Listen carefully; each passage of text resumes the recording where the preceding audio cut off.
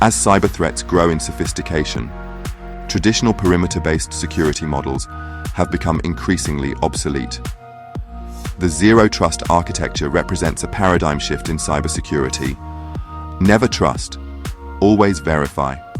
Rather than assuming users or systems inside the network are trustworthy, zero trust treats every access request as potentially malicious, regardless of origin. At the heart of zero trust architecture is the principle of least privilege. Users and devices are granted only the minimum level of access necessary for their roles. This reduces the attack surface and limits the impact of potential breaches. Access controls are context-aware, factoring in user identity, device posture, geolocation, time of access, and behavioral patterns. Continuous monitoring and real-time risk assessment become foundational. The Zero Trust model includes several core components. 1. Identity and access management. Strong authentication mechanisms like multi-factor authentication, single sign-on, and identity federation ensure that only authorized entities can initiate requests. 2. Micro-segmentation. Networks are divided into granular zones with strict access boundaries.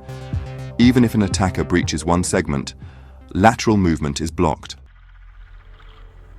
Device trust and endpoint verification.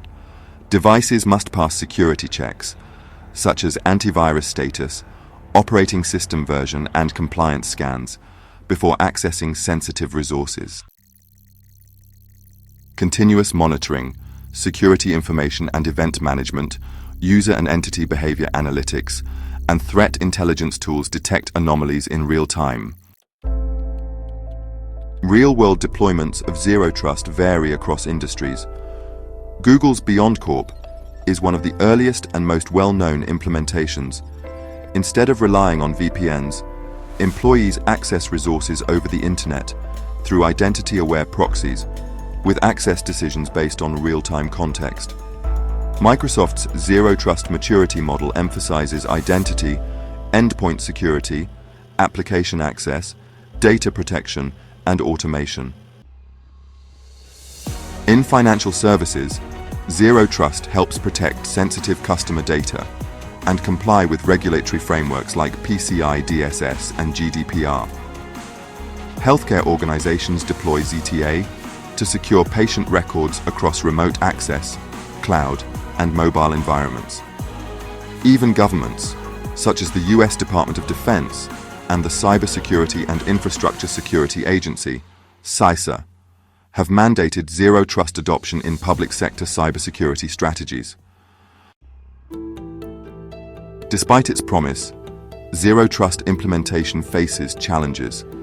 Legacy systems may lack compatibility, user experience may degrade under constant verification, and organizational change management is complex.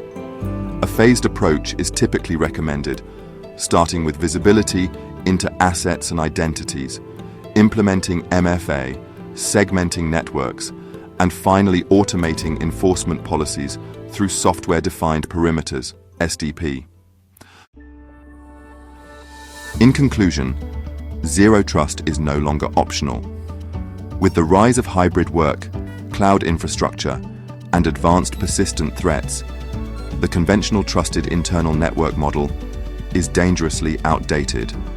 By assuming breach and verifying every request, organizations can build resilient, adaptive security architectures fit for today's digital landscape.